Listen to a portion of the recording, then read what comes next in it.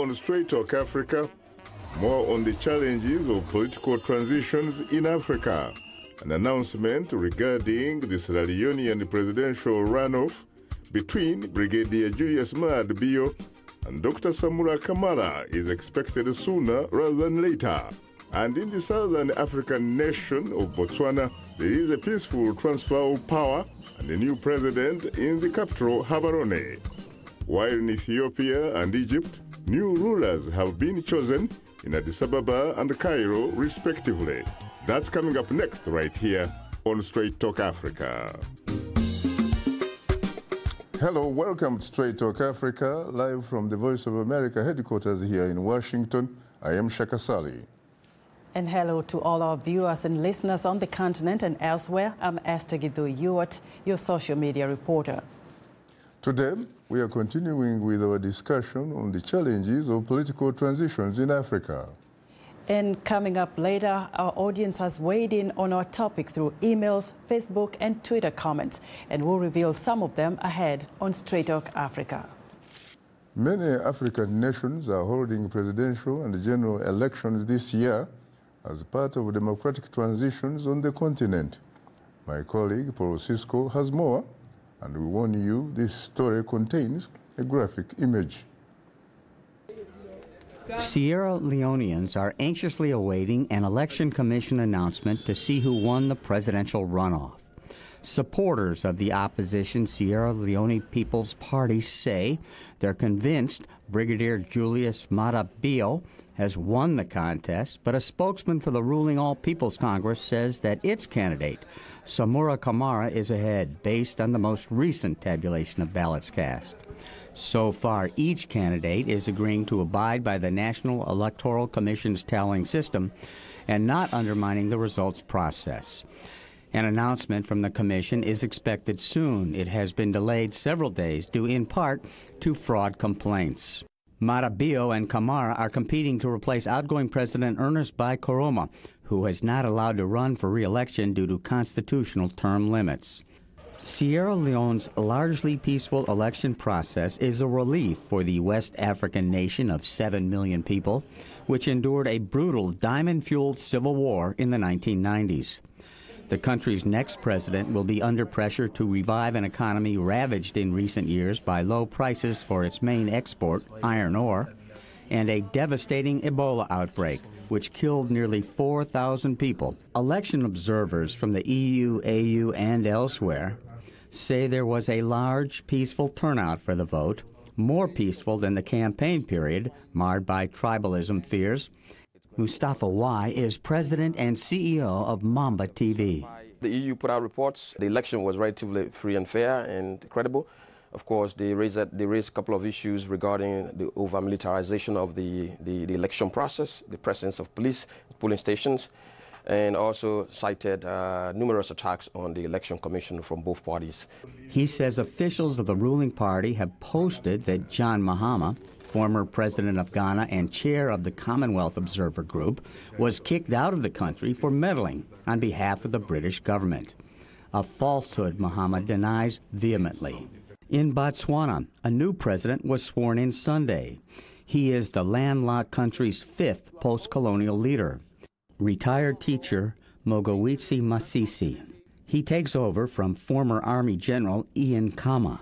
He inherits a nation with a reputation as one of Africa's rare political and economic success stories. Moving to the Horn of Africa, Ethiopia's parliament and ruling party swore in Abiy Ahmed as its 12th prime minister Monday. Ethiopia's third prime minister in 23 years is promising democratic reforms aimed at ending 3 years of increasing unrest by diffusing ethnic tensions in the Oromia province. Abiy is Oromo, the largest ethnic group in Ethiopia and the wider Horn of Africa. Ahmed, a former Army lieutenant general, replaces Haile Mariam Desalegn, who stepped down in February amid nationwide civil and political unrest. In Egypt, a whopping 97% of the presidential votes cast were for incumbent Abdel Fattah al-Sisi, deepening his grip on the North African nation and the Arab world's most populous country. Egypt is also a key U.S. ally. Critics say al-Sisi's consolidation of power has been marked by an alleged wide-scale repression and targeting of opponents. They also say he arrested or pushed out all credible opponents. Supporters are already pushing to change presidential term limits that would allow al-Sisi to remain in power past his new term. Paul Sisko, VOA News, Washington. Thanks, Paul, for that interesting report. We'll have more on Africa's democratic transitions in a moment.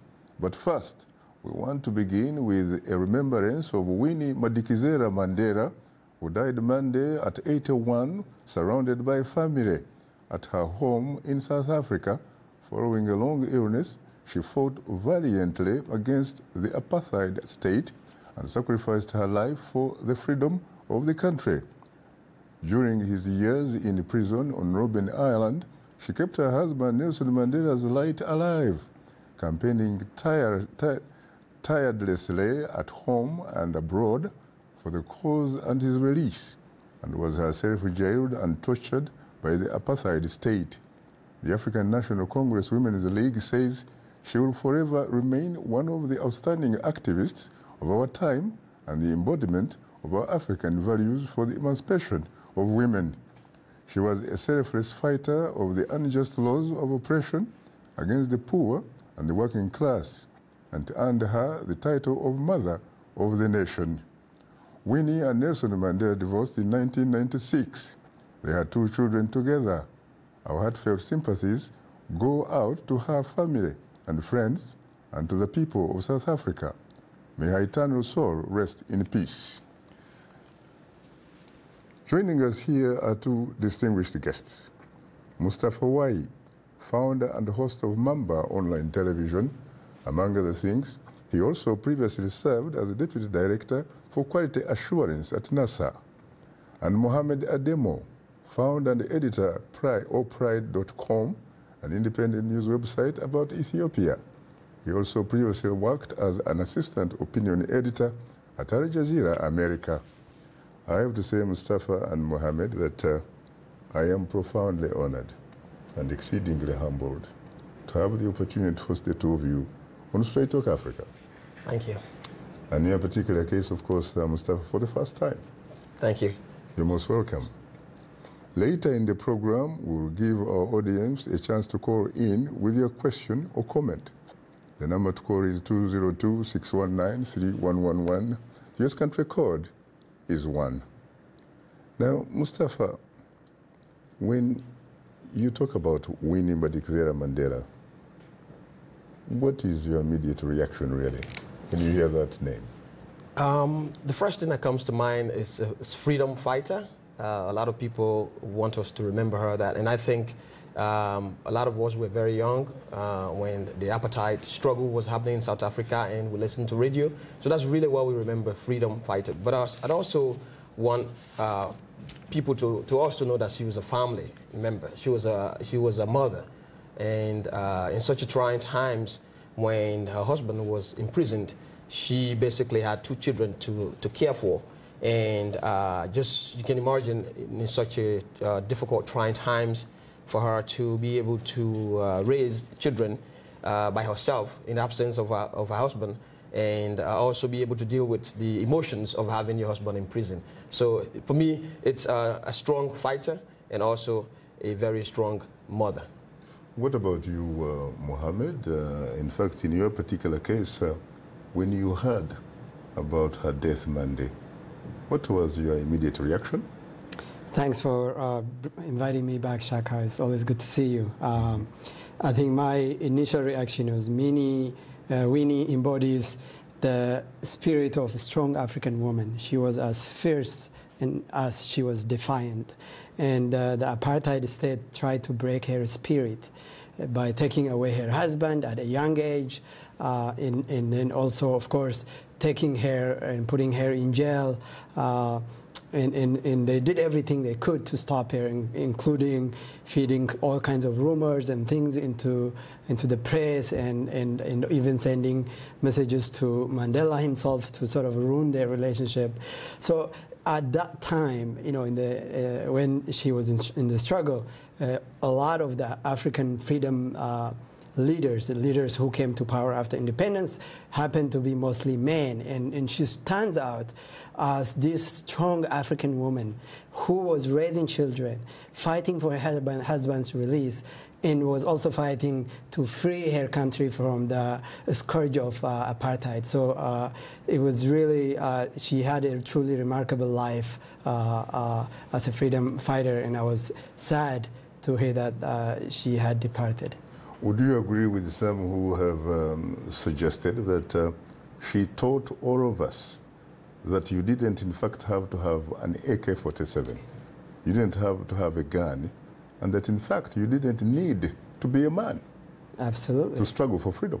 Absolutely. Again, you know, you look at the timing and you look at the forces that she was up against. And in the society at that time, you know, things are much more progressive in the continent and also around the world in terms of women's rights and women's place in society.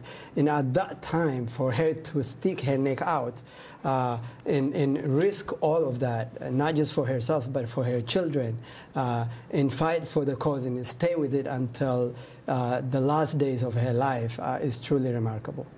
Muhammad, how do you respond to those who seem to be focused or concentrating on the downside, the negative part of Winnie Mandela, especially her role of, you know, being involved in situations that involved quote-unquote necklacing, for example? Well, I think you have to really understand her entire life and the struggle and the atmosphere under which she lived at that time, to be able to appreciate the sort of pressure that that she was under as a leader of a movement, a popular movement, if you will, for their country, and also popular movement elsewhere at that time, to be able to make sense of the options that were there in terms of choices to make. And there are very few that were popular, you know, at the time in the minds of people that were not probably feeling exactly what she was struggling with. So I think people have to pay more attention to the positive side of the end, sort of justifying the means of what the struggle was about. And ultimately, then the Great Award ended up embracing what came out of all of that. What about the African aspect of culture, which almost suggests that if someone passes away, you definitely have to celebrate their accomplishments and what have you. You really don't have to go to the negative part Correct. of whatever they were part of.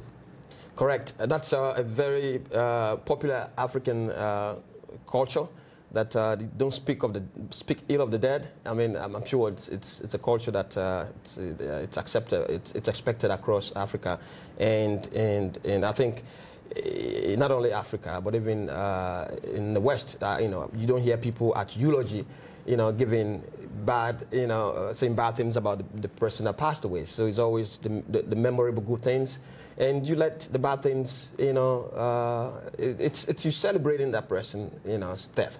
So it's celebration. So celebration, it means good news, good information, and the good things you remember about that person. So I think that's where the focus should be. Muhammad, there have been some reports suggesting that she very, very strongly criticized her former husband, the late Nelson Mandela, the Madiba, for his approach. In fact, she went to the extent of saying that the Madiba actually sold out, that he cut a very bad deal for the indigenous Africans of South Africa. Was he justified? I think essentially that criticism, that bold stance, exemplifies who she was. She was not a kind of person who would simply just get in line. She was independent in her thoughts and then also in her courage. And she clearly had a different vision for post-apartheid South Africa than Mandela and some of the people in her party. And I think some of the things that she was saying in terms of economic liberation of South African, black South Africans in this case, if you look at the history of African National Congress post-apartheid, you could say that there have been political freedom in a sense that South Africa is relatively more free in open society. But when you talk about poverty and black people not getting their fair share of the deal in terms of economic emancipation, that economic message is really essentially what is now fueling the EFF movement by Julius Malema, who was Jacob Zuma's former ally and had a fallout. And that message that Mandela gave too much ground, and that he was focused more on bringing this country together, creating a rainbow nation, as opposed to redressing some of the complex, very challenging things that they fought about. And again, Winnie was a very complex figure, and no one leader is perfect. And people tend to point out the bad things that she was allegedly involved in. But truth of the matter is, what apartheid did to South Africa and the people of South Africa is unconscionable. And I think when people talk about some of these allegations, they have to keep in mind that they were up against a system that was in place essentially to keep the people of South Africa, especially black South Africans in this case, repressed and be governed by a white minority. Would you agree that apartheid was a system like Jim Crow that was in fact to a large extent dehumanizing? Absolutely. It's not that it was not only was it dehumanizing, but they also had control of the land and control of everything.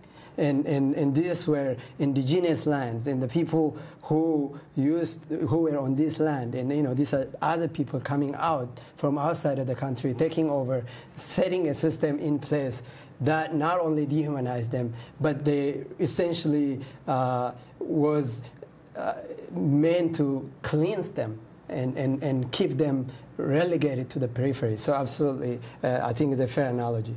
Mustafa, Winnie was an incredible and remarkable human being. Despite her privileges, really, she could have lived anywhere, in Johannesburg, for example, or Cape Town, or that kind of stuff. But she actually stayed in Soweto, the southwestern township of Johannesburg. And I remember, frankly, being humbled, paying a courtesy call at her residence in Orlando, the part of Soweto, in 2009, and had lunch in her restaurant, actually, in Soweto, which is next to the original house of Mandara, which is now a museum. You can't believe she still, stayed with her people. Right. Ordinary people. Right. What kind of lessons do you learn from that? It's the commitment she had to our people was what really drove her into activism to begin with. And we've got to keep in mind that she spent a lot more time with the people of South Africa, much more than her husband did while he was in prison. And so she lived the era and felt the suffering of the people, felt the struggle that the people were going through.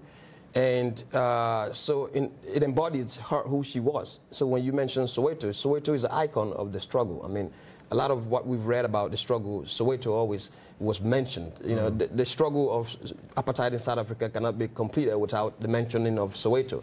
So that wasn't a surprise at all when she decided to live there. And she always wanted to be with her people. And when you lead people in a struggle and you succeed, it's time to still stay with them. You've seen instances where people go away and then they lose touch of what really started the whole struggle, and they lose touch of what the issues were, what the feelings were, who was affected.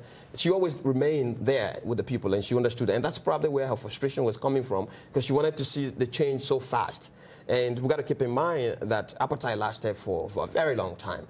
So the indifferences that took place during that period, and to just overturn that overnight, it's not gonna happen. It's a gradual process, and I think Mandela understood that much more than she did, because of how she lived it and the hopes of South Africans.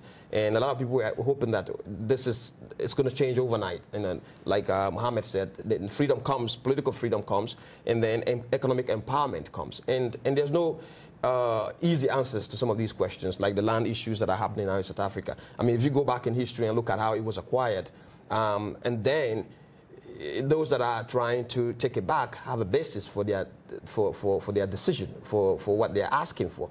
It may appear unreasonable at this point in time, but if you go back in history and really try to deeply understand how it was acquired to the first place, not only the land should come back, maybe there are some other additional compensation that should come with the land. If you look at the intrinsic value of what has been gone for so long. But I'm not saying it's an overnight decision. It's a very difficult decision for the people of South Africa, and they got to keep in mind that South Africa now is both for blacks and white.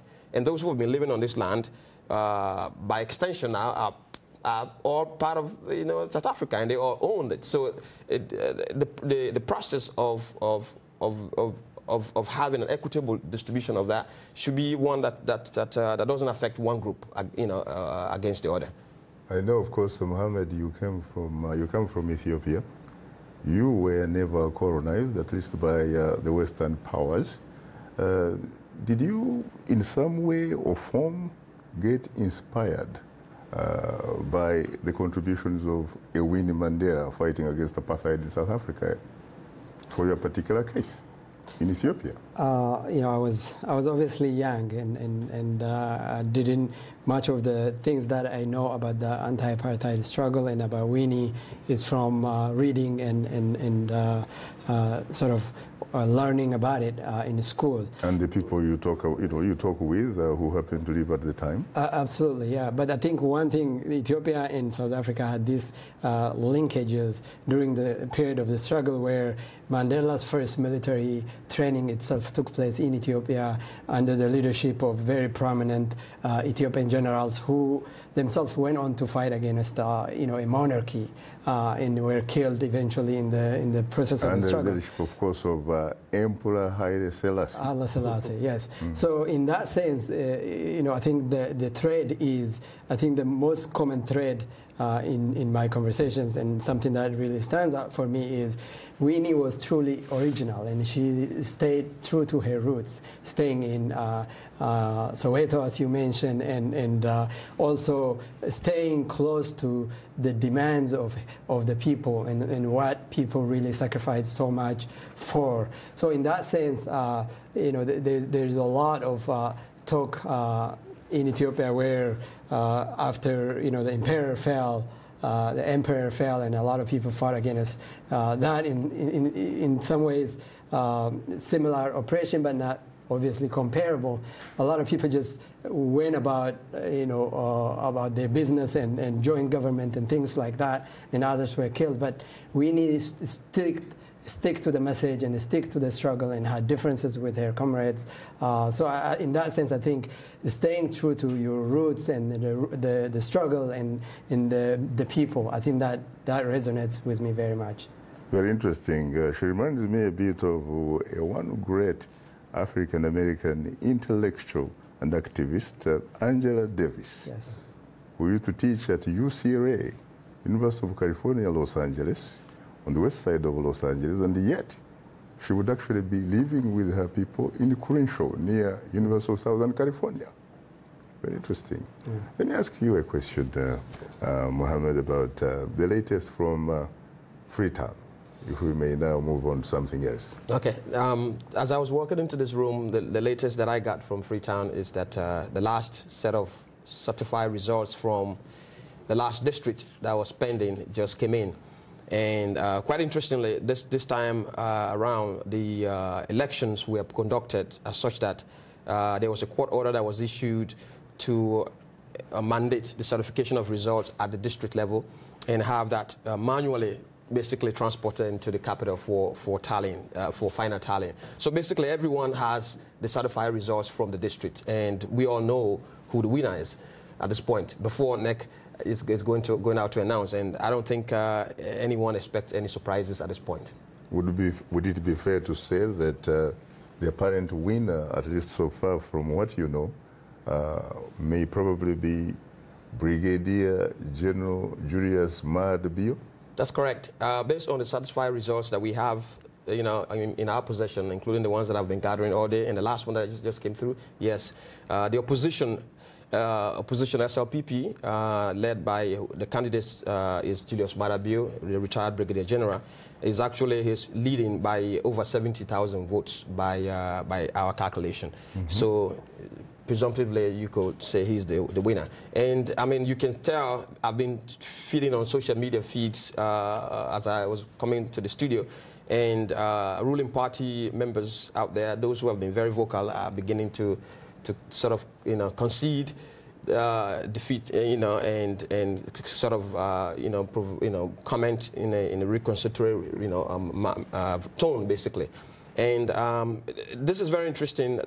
You know, hopefully this is going to be a very peaceful end, because it's been a very interesting couple of weeks. Sierra Leone, as you can imagine, with all the things that have been taking place from the first round of elections to the runoff that took place on March 31st. What makes Ahmad tick? I know that you attended American University with him. Is that correct? That's correct. He and I also used to be neighbors, really, in Arlington. Okay. And he appeared on several of my programs in the 90s before he went back to Freetown. Right. What kind of guy is he? Because I probably don't know him any longer, because really we haven't met or talked in many, many years. Right. I went to college with him, just like you said, here at American University, up the street from where we are. A very quiet guy. I spent some time with him on campus, and I also spent some time with him, you know, off campus, you know, mainly around the 2012 elections when he ran. I was in Sierra Leone around that time. He's a very quiet guy. I mean, from a military background, he's very disciplined. Sometimes people say he's very quiet to afford. I mean, you sit around him, you say 4 or 5 things before he says one word. Nice, yeah. So sometimes some people are very uneasy with that. They become very uncomfortable if people are not speaking up a lot. But he listens a lot, and it's a big strength of his. Of course, you know, he has a history in the country, and a lot of people look at that because of the perception about military coups and things like that. But the coup that he was involved in 1992, the first coup, was a very popular one. And even the one led by Strasser. Correct. And the second one that happened in 1996 was also one, according to his own explanation and some of the things that we've heard, was to facilitate a smooth transition to a multi-party democracy, because our country was coming. That was, for the first time in over 27 years, Sierra Leone was going to accommodate the multi-party democracy and have elections. Of course, the country was at war, and there were challenges around that time as well. And of course, unlike, for example, Flight Lieutenant John Jerry Rawlings, retired but not tired, who pulled, of course, a coup in 1979 in Ghana, if I remember, and paved the way for democratic elections. Right. But 2 years later, he actually comes back. Right. And overthrows the democratically elected president. But in this particular case, this particular Madabio actually did not. Right. So does it look like the people of Sierra Leone probably are paying back, in fact, paying him back, really, for the good job done? Right, and I think a lot of people tend to remember that. And you know, there's a U.S. Congresswoman, Nancy Kassebaum, that actually made a comment when Bio handed over power in 1996. You mean the former senator? Right. Yes. And she said up to the moment that he turned over, they were not expecting that he was going to hand over power. And around that time in Africa, most military rulers that came to power through military coup were not, you know, they would tell you it's 3 months, 4 months, 6 months, and then things happen, and we're going to have elections, and then they'll postpone it, and then the next thing you look, they're candidate in the elections. So a lot of Sierra Leoneans, especially supporters of Bio, they refer to him as the father of democracy, and that's because they felt like, you know, he actually had the option of doing what Yahya Jammeh did in Gambia and others in the sub-region that had come to power through the military coup, but he decided that he was going to have elections and hand over power. Now, critics would tell you that he was forced to do that. But, you know, when there's a war in the country and you have a gun, I mean, not many people can force you to do something, right? So, I mean, it can be argued, but that's why he's popular. He's so popular in the country by those who support him, and that's the -1 argument, that he's the father of democracy. He handed over power for the first time in a multi-party democratic election in over 20-something years. And then he humbled himself, of course, and went back to school. Correct. Went to college and got a couple of degrees. Correct. That's when he came over to America here, and that's when we met here in the U.S., and he went to American University, finished his undergrad, and went straight to grad school, and got a master's degree here from American University. Very interesting. Well, before pausing for a short break, we want to remind you that Straight Talk Africa is now streaming live on Facebook. To watch our show, just enter the keyword Straight Talk Africa, and don't forget to share it with your friends. We are on Twitter, and we are tweeting live. Follow us at VOA Shaka, that's VOA Shaka, and join in on today's discussion with your questions and comments. Don't forget to use the hashtag VOA Africa Elections, and we will read comments later in the show. We'll be right back, so please, don't go away. We are able to touch on things that are important to people on an everyday basis. We hope that our viewers are getting inspired when they watch our show. They're getting a view of the world from a different perspective, things that perhaps are not in their immediate vicinity. Today, I could put in on the show something that is a little different, a little unique, and this gives me that inspiration to come to work. This is Straight Talk Africa on the Voice of America. What is your opinion about today's topic? Call us at 202-619-3111. U.S. country code 1. When you call, remember the following. Ask only one question, keep your comment brief, and turn down the volume on your radio or television. Now let's return to Straight Talk Africa. Thank you very much, Esther Gizu-Yuwat, and of course, welcome back to Straight Talk Africa, live from Washington. It's time to bring in our social media reporter, Esther Gizu-Yuwat. Take it away, Esther. Thank you, Shaka. We've received excellent social media feedback this week.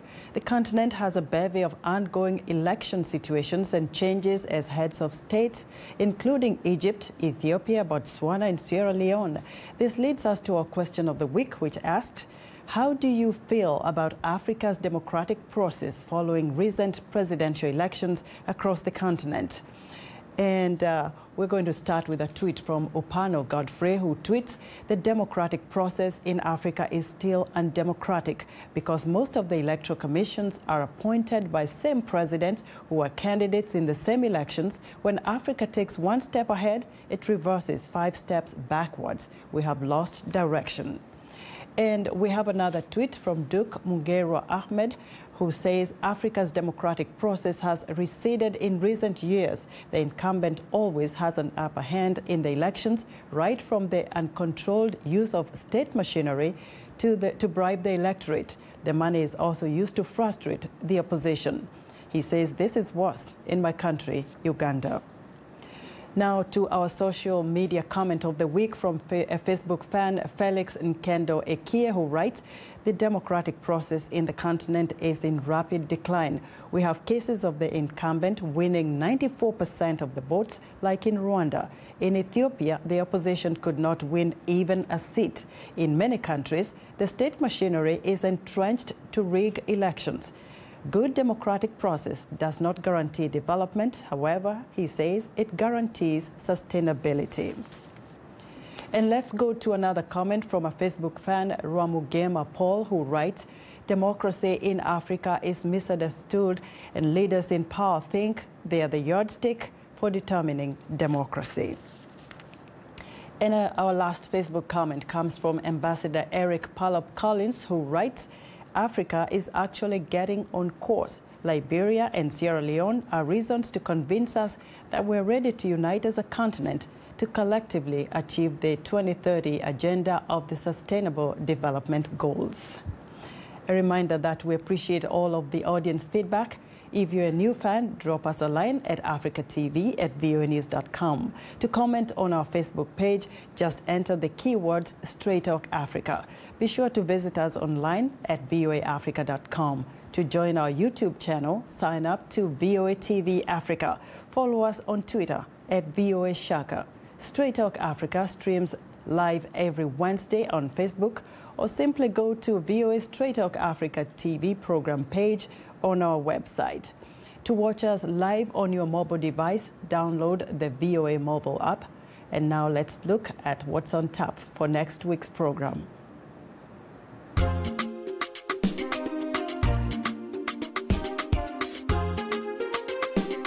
On the next Straight Talk Africa, politicians, rights activists and supporters worldwide are paying tribute to South African anti-apartheid campaigner Winnie Madikizela Mandela, who died on April 2nd at 81.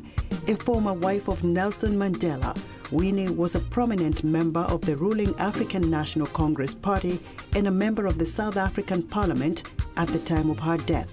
She is mostly remembered as a fierce fighter against the white minority rule in South Africa. But she was not without her controversies. An in-depth discussion on Winnie Mandela on the next Straight Talk Africa. And well, that's all for today's social media segment. Shaka, you and the guests have a lot to discuss from these social media comments. Back to you. Well, thanks, Esther. And today, of course, we are continuing on our conversation on the challenges of political transitions in Africa. Our guests are Mustafa Wai, founder and host of Mamba Online Television, and Mohammed Ademo, founder and editor of allpride.com, an independent news website about Ethiopia. I have to say again that Mustafa and Mohammed, I am profoundly honored and exceedingly humbled to have the opportunity to host you on Straight Talk Africa. Thank you. Thank you very much. Very interesting. You seem to be having names that seem to come from the same origins, yeah? Correct. Very interesting. It's actually, my name is the beloved to his name. I see. That's the meaning. Now, Muhammad, of course, you are not at least a descendant of the Prophet, are you? No, I'm not at all. I see. Yes. Now, let's talk about your reaction to what you just heard, and of course, take us to Addis Ababa. We have a new kid on the block. Yes, absolutely. I think I'm glad that you had Mustafa on. Sierra Leone is very important. West Africa has seen some kind of resurgence. You see Burkina Faso, you see the Gambia, and now Sierra Leone, and there are positive trends. Of course, there are bad spots.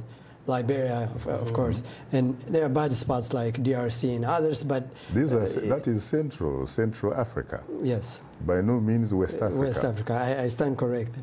But that part of Africa has seen some movement towards more democratization and opening up, and certainly not something you can compare to the eastern side of Africa. Eastern and Central and North Africa. In North Africa. So, I'm glad that, I hope that the transition will be complete and it will be free of the sort of post-election turbulences that we've seen in other countries, because as you've indicated, Sierra Leone obviously has a history of bad things happening in the past, and I think with the economy the way it is, and I hope that a lot of people are watching this, and I'm glad that it is also getting some coverage in the international media. So I'm very hopeful for your country. Now, back to Ethiopia, we've had a slightly different kind of election. So the people of Ethiopia did not actually vote in a new leader. So what ended up happening was there were 4 years of protests where protesters were demanding more democracy, more freedom, and the protests came back in vengeance after the last election in 2015, where the ruling party won 100% of the seats. Yes. So the new American administration and Obama then, at least if I remember correctly, characterized it as 100% democracy. Yes. And President Obama, of course, went to Ethiopia and referred to the process shortly afterward as a democratic democratically elected government, which offended and disappointed a lot of Ethiopians, because he's really seen as a positive influence on African leaders by virtue of his heritage and his rhetoric on democracy and what have you.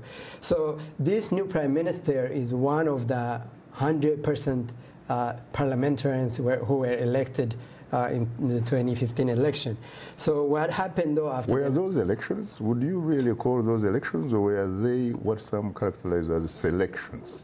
Well, these are just sporadic elections that the government does to tell the external forces, external governments and donors. The development partners. Yes, the development partners, that we are holding elections. But were these fair and free elections and incredible elections? Completely not. I mean, the last time we've seen 100% of seats being controlled or won by one party was Saddam Hussein's Iraq or countries like North Korea. Now we've seen it in Egypt and other places, of course, but that was truly, it angered a lot of people, and that's why you saw the relentless protest where the people of Ethiopia have said enough. But I think to their credit, though, is the government understood that they cannot continue on this trajectory. They needed to make change. This new prime minister was elected in 2016 to represent as the deputy chairman of the Oromia regional state, Oromia being the largest state in Ethiopia, and then also where a lot of the anti-government protests was taking place. So when he was elected, one of the first things he did was the grievances about lack of democracy, the incarceration of opposition leaders, repression on journalists, and all these things are legitimate, incredible, and we needed to make change. And some of the things that he did change was, as the board chair of the regional broadcaster, he allowed reporters to do investigative journalism on land deals and displacement of farmers from land, and then also corruption and the forced displacement of now 1.3 million people from the border with Somalia. So those things really endeared him to the protesters and the people who are demanding change. And for that reason and that reason alone, people see him as a reformer, a complete outsider. And this perception of him as a new, hopefully, progressive and reformist leader is enforced by the fact that the establishment, the military and security establishment, campaigned relentlessly against his election and made sure that until the 11th hour he did not win. But he overcame those challenges, and he gave a very inspiring, hopeful speech. But it remains, now the question remains, would they allow him to put these changes that he enumerated to work? That we will have to wait and see. Well, you allege that the military and security forces seem to have, didn't seem to like him. How can they not possibly like one of theirs, really? A former lieutenant general. That is the irony. He was a lieutenant general, and not only that. Very high up in intelligence. In intelligence. He was an intelligence officer, a director, and then deputy director of the National Intelligence Branch that controls information or information technology. But the thing is, his message is different from the status quo. He's saying we either change or go down. And does he really have a choice, or does anybody, in fact, in his shoes, have a choice? Because it's not only the uprisings, frankly, in Oromia or in the Amhara region and all kind of stuff, but we are also talking about the Renaissance Dam project, which obviously makes people very uncomfortable in Cairo. Yes. Absolutely. I think the conundrum here is the problem the establishment is having. Yes, he's one of their own, but his message is different. And As you know, the military intelligence is controlled by the minority ethnic group from Tigray. 6% of the population. 6% of the population. And of course, when an Oromo, the majority, comes to power, and they are heavily invested in the economy, there is so much at stake for them. Not only just losing political power and control and influence over these key institutions of government, but also the economy. Their interests will be affected. So I think if he means what he says, he will need to tread very carefully so that he doesn't upset the balance too quick, and things will arrival, and it will end up with a military kind of government, as we've seen in Egypt, where Mohamed Morsi was swept to power on the back of the Tahrir Square movement. Yes. But when Sisi came to power, of course, this was a military pushing back, because as in Ethiopia, the military in Egypt was involved in the economy, and it also controlled these key institutions. So that's something we have to watch for. But in terms of his economic message, based on his speech yesterday on Renaissance Dam and Growth and Transformational Plan, the developmental state, it seems like he will maintain some or all of those policies of the ruling party. But ultimately, would he be constrained within the democratic centralism, within the EPRDF platform, or can he push the envelope, as he did in Oromia, and challenge these entrenched military and security interests, because he has the power that comes from the office of the Prime Minister, being the commander-in-chief, but also the power that comes from the support that he has. Because don't forget that you have a president, a head of state, who also happens to play that role, commander-in-chief of the armed forces. Your Prime Minister is the head of government. Yes. Yes, absolutely. I think he has a lot of advantages. But the most important advantage he has, leverage that he has on this against the establishment, is his support, his popular support cuts across ethnic divides. So it's not just the Oromo that are backing him. The Amharas are backing him. And the Southern Nations coalition also voted for him. And with his speech, he broadened his appeal. And one of the things that, as I've said on this program before, the government lacks legitimacy. And this guy is about the only thing that provides legitimacy for this government. But for now, what we have is his speech and the rhetoric of change. And ultimately, he has to put that to action by sitting down with the opposition, releasing the political prisoners, and most importantly, lifting the state of emergency, which not only takes away his civilian powers, but also takes away all the democratic rights that he talked about in his speech. So you can talk all you want about democracy, but if the state of emergency suspends constitutional rights, there is no democracy to talk of. He has to open up essentially the political space, really. Yes. And he also has to be in a position, frankly, to deliver, to provide service delivery, correct? Absolutely, yes. Something that people can touch and feel.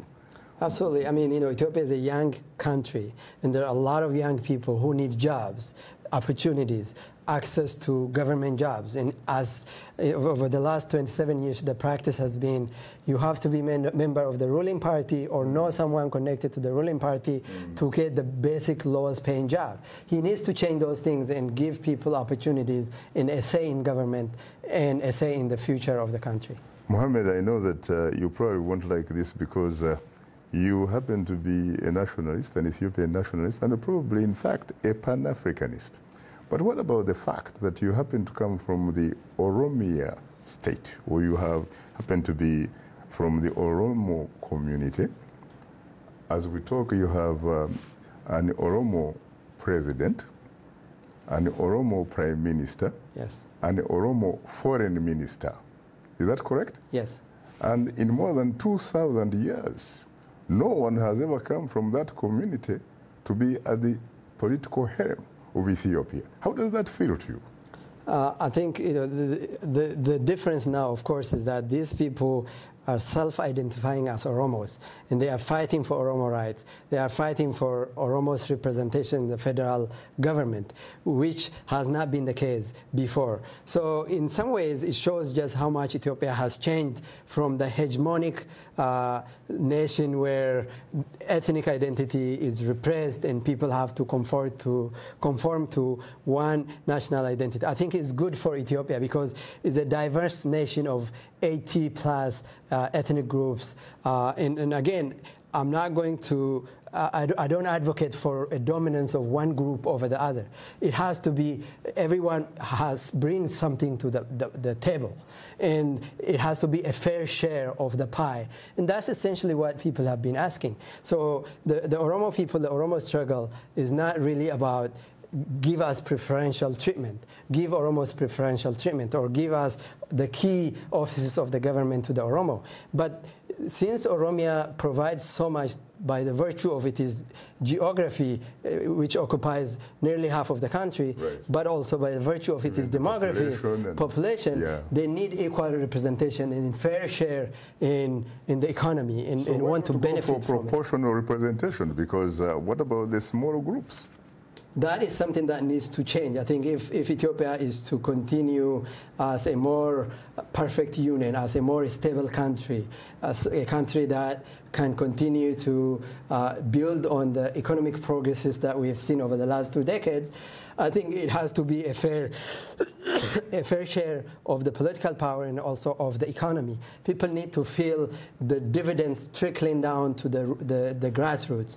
The farmers should see benefits of the economy, not just the few who are connected to power, who gets these land deals and massive investment deals, or foreign investors who are being given massive amounts of land at a very dirt cheap, and they produce food and export it to, Arab countries and Gulf nations where the people of Ethiopia continue to beg for food handouts. So these things that need to change, and I think for that to happen, I think they need to realize that one cannot be done without the other. So political freedom and then also economic development needs to go hand in hand. Socio-economic justice. Yes. Let's try to be a little bit more democratic and be inclusive. Let's go to the lifeline of the show, which are the telephone callers. Good evening, Samuel from Uganda. You're most welcome to Straight Talk Africa. Good evening, Ndugu Shaka. How are you after a long, long time? I'm hugely terrific. How are you? I'm fine, and I've tried to invest my time. I couldn't get you, and I say Happy New Year to the whole staff of VOA. Thank you very much, and the same to you, of course. What is your question? You have 1 minute because there are so many people in the queue. Right. I take this question to Mustafa White. Why do we have 90% of results in Africa, and why are we seeing the shifting of political goalposts and disrespect of constitutionalism? When shall we have proper election results and equal opportunities for the opposition in Africa? What is there in Europe and other international democracies that is not in Africa? What is your take, the panelists? Thank you, Shaka. And I take this opportunity to say Happy New Year. Happy New Year to you too, though belatedly, Sam. Let's go to Okulu from Nigeria. Okulu, good evening, Okulu. You're most welcome to Straight Talk Africa. To our guest, Mr. Adadiza. Patrick. In Africa today, there are security reports people post into the internet, both WhatsApp and YouTube. At the end of and this security report they are posting, there are a lot of lapses. At the end, the security agencies don't take correction of those things. Well, what do we say at the last? All those things people are posted on the WhatsApp and the YouTube now come back to be a reality. Why is this so? Our security agencies in Africa. Thank you very much. Thank you. Would you like to react to the questions, Mustafa? Sure. The first question, I didn't get a second question clearly, but to the first caller there, the difference really is about institutions. In the West, in countries where we've lived, like the United States, institutions are strengthened. How do you build these institutions? Because the people that are in positions of building them, they actually destroy the ones that they find there because they really want to end up as institutions themselves. Right. You see, when in the case of Sierra Leone, when President Nkrumah, who is the outgoing president, came to power, the first thing he wanted to do, introduce in Sierra Leone was attitudinal change. And I was very excited when I heard about that because I think that's the first thing that we need to do as people. We need to change our attitudes towards how we view governance, how we view government, and how we hold our governments accountable, how political parties, the expectations of being as a member of a political party, what do you expect, the rule of law and things like that. So for institutions to operate independently, the tone at the top is very important. I think the president of a country has, there are a lot of times there's time for politics. When elections are over, it's time to govern. And the strategy for the two must be really different. Because in politics during elections, there are a lot of things that happen that are not so honest, not so credible. But when you are governing, you cannot govern with the same strategy. You have to tell people, if you're in charge of this institution, you have roles and responsibilities, there are mission statements, there are targets that are established, and let them operate independently. But if people are paying their political hunger zone by giving their political party members people that were with them the whole time, and probably 10 years, without a job, and they're waiting for that time to take over power, and you look the other way when they are not doing what they're supposed to do, then it becomes a breakdown in the institutions. And once institutions are broken down, then we really can't get the sort of outcome we expect. There are places where people get sacked because they fail to do what the person that appointed them put them in the office for. So people should really feel free to operate within the bounds of the confines of the appointment, and those institutions should be strengthened. And we really need to have a separation of power in Africa, where the executive and the judiciary and the legislative are really independently operating. I mean, that will allow more of these institutions to work. We need stronger institutions as opposed to stronger men. So what would you say to Egypt, for example, General Al-Sisi? I mean, this is a man who overthrew a democratically elected president, Morsi. In fact, the first in Egyptian history to be democratically elected. He's right now in prison. Right. And El-Sisi says he got 97%. Is it possible that, in fact, even if it was Prophet Muhammad running, he would actually garner 97%? That is quite impossible, and it's been laughed at for the most part. I've been reading on it around. So why do you have observers, for example, both local and international observers, in such an election, really, such a facade? Right, but you have to keep in mind the observers are very limited. Like the election that just took place in Sierra Leone, they had about 11,000 polling stations, and you have observers. I'm sure that's. But at least you have elections there. Right. Yeah, but let's face it, really. Who are the primary stakeholders in Africa? Is it the Africans, or is it, in fact, the development partners? Well, I mean, it's an argument that you can make, but I've seen places like, in the case of Egypt, a lot of people have been questioning the elections that took place there, 90% like you mentioned, to the extent that, in fact, there's a report that the Electoral Commission had threatened to fine people if they didn't vote. And a lot of,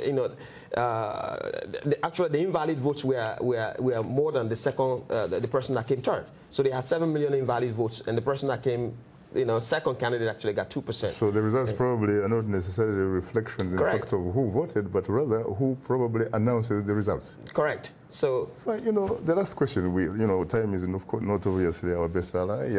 What do we learn really from Botswana? Look at Botswana. Again, I think Botswana provides a very good example of a country that had a very positive economic and political trajectory for very long, but the longer you stay, it comes with a fatigue, and they will come a fatigue. And I think, but still, I think the people are hopeful that the transition, even though it was not an election, it will lead to eventually a more democratic election. Even though, as we've seen in other places, and the callers rightly pointed out, the results are almost always predetermined, where these establishment figures are put forward, but ultimately it's a positive. I hope it will end with a positive result. Botswana is unique in Africa because whereas there are many Africans who don't want to leave State House, in Botswana they actually live even 1 year before the end of their term. Yes. Right. Well, on that note, our guests are Mustafa Wai and Muhammad Ademo. Thanks to our affiliate stations, along with our viewers and listeners. For many of our Voice of America radio affiliates, Learning English is coming up next. And tomorrow morning is Daybreak Africa with James Bate. On behalf of the Voice of America, thanks for tuning into Straight Talk Africa. In the meantime, get better, not bitter African transitions. And please remember to keep the African hopes alive.